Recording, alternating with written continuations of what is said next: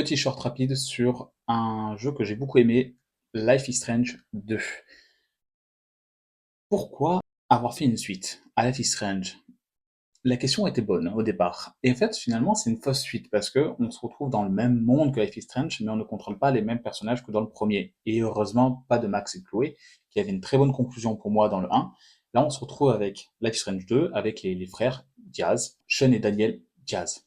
Sean et Daniel Diaz, après un événement assez paranormal, on va dire, vont se retrouver en cavale parce que la police les suspecte d'avoir tué des personnes. Je vous spoil pas qui. C'est un jeu épisodique où en fait on va devoir fuir la police avec notre petit frère, parce que nous on incarne Sean et le petit frère s'appelle Daniel, et Daniel va avoir des pouvoirs paranormaux de télékinésie. Ces pouvoirs paranormaux vont entraîner certains problèmes, on va dire, avec certaines personnes, et chaque épisode est focalisé sur leur relation, sur l'avancement de leur relation, et chaque épisode est différent. Le premier épisode c'est sur la cavale, après on parlait. Le deuxième épisode, c'est l'épisode avec les grands-parents et où on a vécu dans le chalet.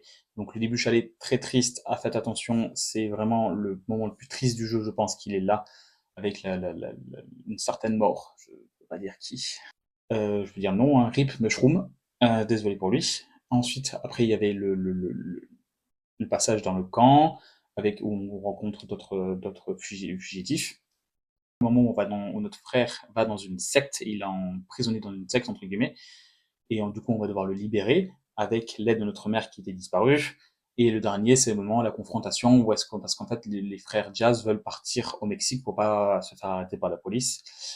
Et selon tous les choix qu'on a fait avant, la fin va influer parce qu'en fait soit on va pas réussir à passer la frontière, soit notre frère ne veut pas passer la frontière, et nous oui, selon la violence, etc., les valeurs qu'on a données, par exemple, 20 $ qui traînent dans une voiture, est-ce qu'on pète la vitre de la voiture pour prendre les 20 $ parce qu'on est à la rue et qu'on n'a pas d'argent, ou est-ce qu'on ne le fait pas? Et tout ce système-là, en fait, va entraîner, va montrer à Daniel l'exemple ou non de ce qui est admissible à faire. Moi, j'essaie de faire un Sean très droit dans ses bottes, qui ne volait pas. Ça a fait que j'ai eu une certaine fin.